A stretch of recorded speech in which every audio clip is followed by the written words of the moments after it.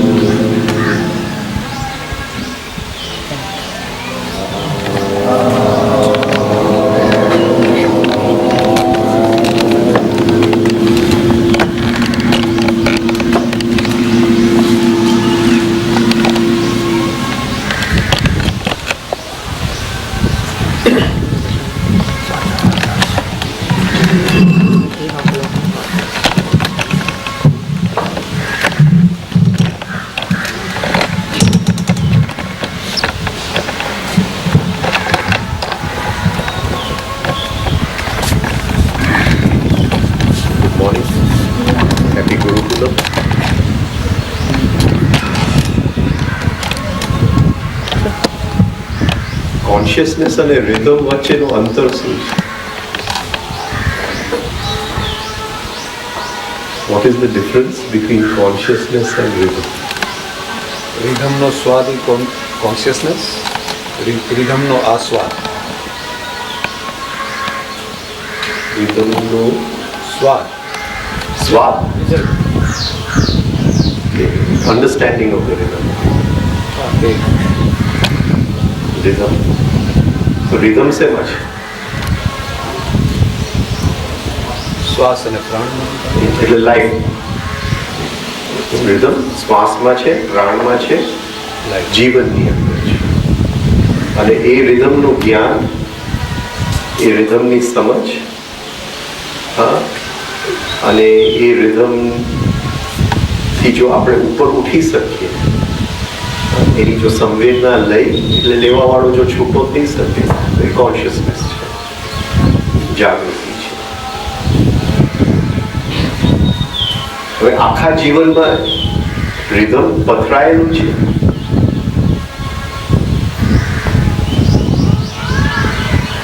જીવનની અંદર રિધમ જે છે વ્યાપ્ત છે.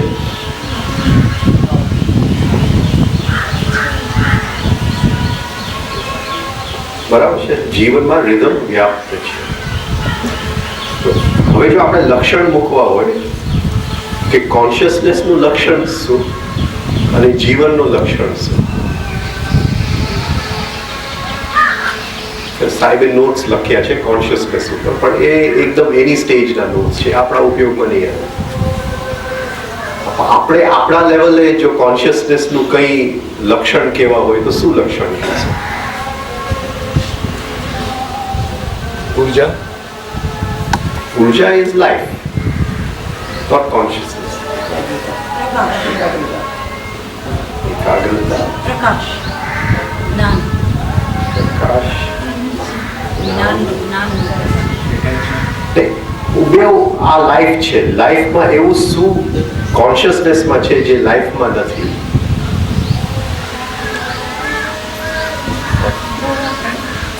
વ્યાપ્તિ,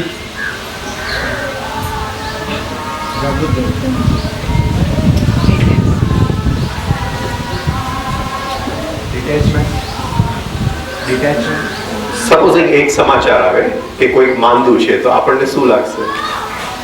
દુઃખ લાગશે, હા, સેડનેસ લાગશે કે કંઈ. એટલે આપણો જરા વીલ ફીલ ડાઉન. પછી ખબર પડે કે આપણને લોટરી મળી ગઈ છે, તો અગેન વી ફીલ અપ. તો જીવનની અંદર જે અપ અને ડાઉન છે એનું એક રિધમ છે. જીવનનો રિધમ એટલે એવર ચેન્જિંગ લાઈફ. કોન્શિયસનેસમાં શું છે? એ સમાચાર આવે તો એ સેમ છે, હા, કે કોઈક માંદું છે અને લોટરી મળે તો એ સેમ છે. એની અંદર સાતત્ય છે. કોન્શિયસનેસનું લક્ષણ છે, હા, કે it never changes. It never changes. મારો દીકરો જો મારું માનતો હોય તો મારું પ્રેમ જરા વધારે હોય, પણ એ જો ન માને તો પ્રેમ ઓછું થઈ જાય. તો એ પ્રેમ કોન્શિયસનેસ, એ લવ ગોડ નથી, એ પ્રેમ કોન્શિયસનેસ નથી. જેની અંદર વધઘટ થઈ શકે, જે કોઈ પણ which swings with a rhythm, anything. આજે હું ખુશ છું, આવતીકાલે દુઃખી છું, 5 મિનિટ પહેલા ડિપ્રેશનમાં હતો, હવે જરા સારું લાગે છે, અત્યારે આ વાતાવરણ જરા હેવી થઈ ગયું છે તો નથી ગમતું, પાછું તડકો નીકળી આવશે, ખીલી જશે, પવન ફૂંકાશે તો જરા સારું લાગે છે. તો આ બધું કોન્શિયસનેસ નથી. that which can change is not consciousness. અને આપણે જોશું તો આપણા જીવનની અંદર everything changes. Everything changes. Nothing is permanent. તો જ્યાં સુધી એવું કંઈ પણ અંદરનું પરમનન્ટ નથી ત્યાં સુધી હજી જાગૃતિ નથી આવી. સમજ આવ્યું છે કે એવરીથિંગ ચેન્જીસ, પણ એ એક ઇન્ટેલેક્ચ્યુઅલ સમજ છે, જાગૃતિની શરૂઆત છે. હવે આ જે એવરીથિંગ ચેન્જીસ, જે હર ક્ષણે બધું બદલાતું જાય છે, એ કયા નિયમ પ્રમાણે બદલાતું જાય?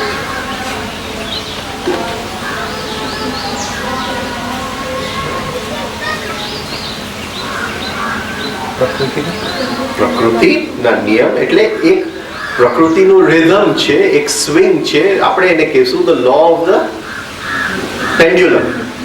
The law of the pendulum. કંઈક આવ્યો, હું ખુશ હતો, ફરીથી પેન્ડ્યુલમ ફર્યું, દુઃખી થઈ ગયો, ફરીથી ત્યાંથી ડિપ્રેશનમાંથી ફરીથી સારું લાગવા માંડ્યું, ફરીથી આમ થવા માંડ્યું, થોડા પૈસા આવ્યા, ફરીથી બજાર નીચે ગઈ, થોડા પૈસા ગયા, હા, કોઈકના પ્રેમમાં પડ્યો, લગ્ન કર્યા, થોડો વખત થયો તો એ મને હવે બહુ ગમતી નથી. Everything in our life swings. હા, બધી વસ્તુ આ લો ઓફ પેન્ડ્યુલમ, એને દ્વૈત કહેવાય છે. આ શાસ્ત્રમાં એને દ્વૈત કહેવાય છે કે આ જે ઝૂલવાનું છે એ હર ક્ષણે છે. અને જીવનની અંદર કોઈ પણ વસ્તુ બનવા માટે કે કોઈ પણ વ્યક્તિકરણ કરવા માટે, કોઈ પણ મેનિફેસ્ટેશન માટે બે લોઝની જરૂર છે, the cause and the effect. જે કરવા વાળો અને જે બને છે, કડીઓ અને સિમેન્ટ, એ બે વસ્તુની જરૂર છે. કડીઓ અને બ્રિક્સ જે ઘર બનાવવા માટે જરૂર છે, એ જે બે વસ્તુની જરૂર છે એ પેન્ડ્યુલમના બે છેડા છે. એટલે આ દ્વૈતના નિયમ વગર સૃષ્ટિ વ્યક્ત થાય એ શક્ય નથી. પણ એ સૃષ્ટિ જેના હાજરીમાં વ્યક્ત થાય, જેની હાજરી હર ક્ષણે છે, હા, એ ત્રીજું છે જેને સત કહેવામાં આવે છે. અને એ પેન્ડ્યુલમની વચ્ચે છે, બરાબર વચ્ચે, ધ મિડલ, એને તાવો કહેવામાં, the middle part of the pendulum. ત્યાં કોન્શિયસનેસ છે, ત્યાં પેન્ડ્યુલમમાં ઝૂલવાનું નથી. જે મિડલ પાર્ટ છે ત્યાં ઉપર ચડવાનું છે. આપણે જ્યાં સુધી ઝૂલીએ છીએ ત્યાં સુધી ઉપર નથી ચડતા. એટલે એ જોવું પડે આપણા જીવનની અંદર કે આ જ્યાં સુધી ધ સ્વિંગ ચાલુ છે અને એક સ્વિંગ આપણને ખેંચી જાય, ફરીથી બીજું ખેંચી જાય, જ્યાં સુધી આ છે ગમે તે આપણે કરશું, કોન્શિયસનેસ નહીં. આ રિધમને સમજવામાં કોન્શિયસનેસ છે. હવે એ રિધમમાં શું છે? આ પેન્ડ્યુલમ આમથી આમ ફરે છે, એની અંદર 3 પોઈન્ટ છે. 3 પોઈન્ટ. કયા 3 પોઈન્ટ? બે છેડાના અને વચ્ચે. છેડા ઉપર શું થાય છે? Change of motion. Change of motion. અત્યાર સુધી હું દુઃખી થતો તો હવે દુઃખની હાઈટ આવી ગઈ, હવે ચેન્જ ઓફ મોશન આવવાનું છે. અને હવે ધીમે ધીમે સુખ તરફ જવાનું છે. અત્યાર સુધી બજાર પડતી હતી, હવે ચેન્જ ઓફ મોશન આવી ગયું, આજથી બજાર વધવા માંડશે. રાઈટ? એ ચેન્જ ઓફ મોશન. હવે ચેન્જ ઓફ મોશન જ્યારે આવે છે, જ્યારે એ બદલાય છે મોશન, ત્યારે એ પોઈન્ટ ઉપર શું હોય છે? સ્થિરતા થોડી. Zero motion. Zero motion. Nothing. Zero એટલે લાઈફ લગભગ ત્યાં કંઈ ન હોય, પતી ગયું. હવે ત્યાંથી પાછું ફરે છે, ફરીથી વચ્ચે આવે છે, વચ્ચે તો એને પકડી નથી શકાતું, એ આ બાજુ આવે છે, ફરીથી આ બાજુ એક પોઈન્ટ આવે છે જ્યાં zero motion. This is the rhythm of life. તાવડિયાજી આને perpetual motion. perpetual motion. હરેક વસ્તુ આ પેન્ડ્યુલમના લોમાં છે. હરેક વસ્તુ. એટલે જ્યારે એ 3 સ્ટેપ રિધમિક બ્રીધિંગ આપે છે ત્યારે એ આ નિયમ સમજાવવા માટે આપણને 3 સ્ટેપ રિધમિક બ્રીધિંગ. આ બાજુ શ્વાસ અંદર ગયો, એક પોઈન્ટ આવ્યો જ્યાં શ્વાસ અંદર પણ નથી જતું અને બહાર પણ નથી જતું, ફરીથી આમ ફરી અને બીજો પોઈન્ટ આવે છે જ્યાં શ્વાસ બધો બહાર ગયો, હવે અંદર પણ નથી જતું અને બહાર પણ. આ રિધમ જો આપણે સમજી લઈએ તો પેન્ડ્યુલમનો નિયમ આપણને ખ્યાલમાં આવે છે.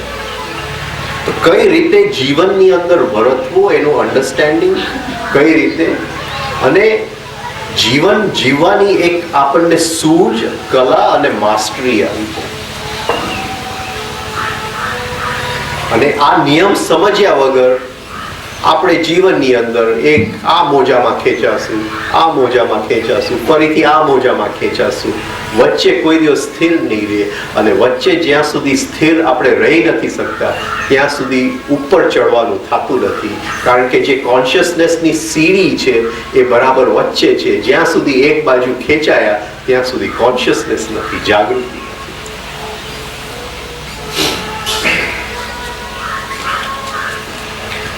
થોડા મેં નોટ્સ લખ્યા છે એની ઉપર, વાંચીએ સાથે.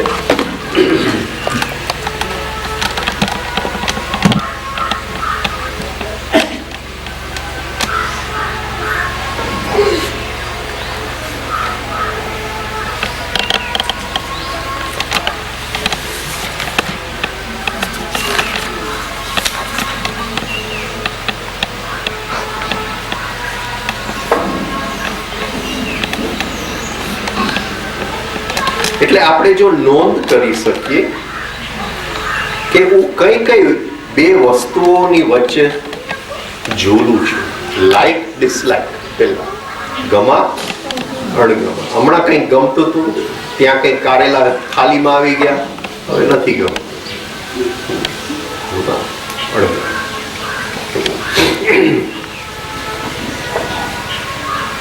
ડિઝાયર, મારે એક વસ્તુ મેળવવી છે પણ એ વસ્તુ મને મળી નહીં, એટલે ડિજેક્શન, ડિસગસ્ટ.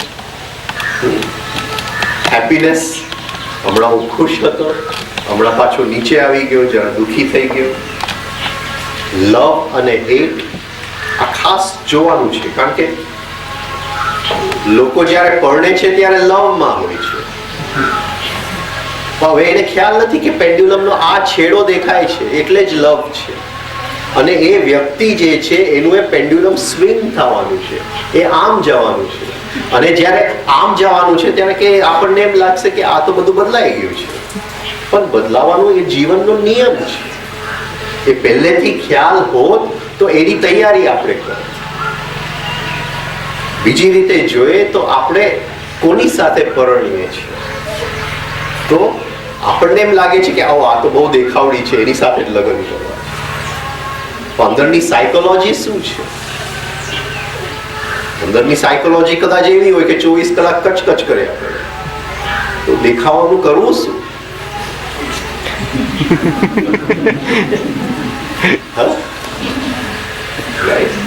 એટલે આપણે એક વહેમમાં છે કે એક શરીર સાથે આપણે પરણીએ છીએ. શરીર સાથે નથી પરણતા, આપણે એક સાયકોલોજી સાથે પરણીએ છીએ. અને સાયકોલોજીમાં એક બ્રાઇટ સાઈડ હોય છે, એક ડાર્ક સાઈડ હોય છે. અને ડાર્ક સાઈડ આટલું બધું હોય છે અને બ્રાઇટ સાઈડ આટલું બધું હોય છે.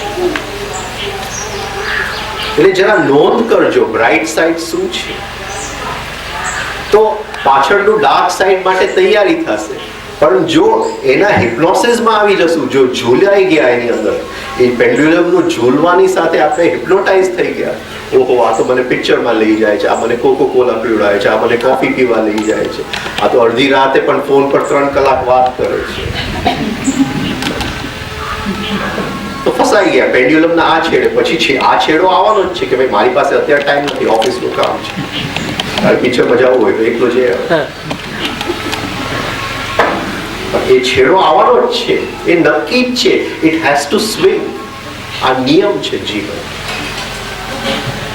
પણ આપણે when it swings to the other side, એ જ્યારે બીજી બાજુ સ્વિંગ થાય છે ત્યારે આ છેડો આપણે પકડીને બેઠા છે અને પછી દુઃખી થાય છે. જો સમજીએ તો દુઃખના બધાય કારણ આપણે સમજી શકીએ. બસ આ એક નિયમ છે, the rhythm of life, the rhythm of life, perpetual motion of life. આ ચાલ્યા જ કરે છે જીવન. અત્યારે સમુદ્ર શાંત છે તો આવતીકાલે તોફાન આવશે જ, એ નિયમ છે.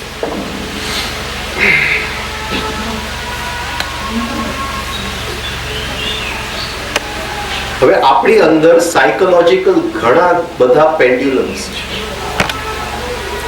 અને એના જુદા જુદા રિધમ્સ છે. હવે રિધમ શેની ઉપર નક્કી થશે? કઈ વસ્તુ ઉપર નક્કી થશે? કઈ વસ્તુ ઉપર નક્કી થશે? ધ લેન્થ ઓફ સ્વિંગ એ કઈ વસ્તુ ઉપર નક્કી થશે? પર્પસ, લંબાઈ ઉપરથી. લંબાઈ ઉપર. હવે જ્યાં લેન્થ ઓફ સ્વિંગ લાંબુ હોય એટલે લંબાઈ પણ લાંબી હોય. એનો મતલબ શું થયો?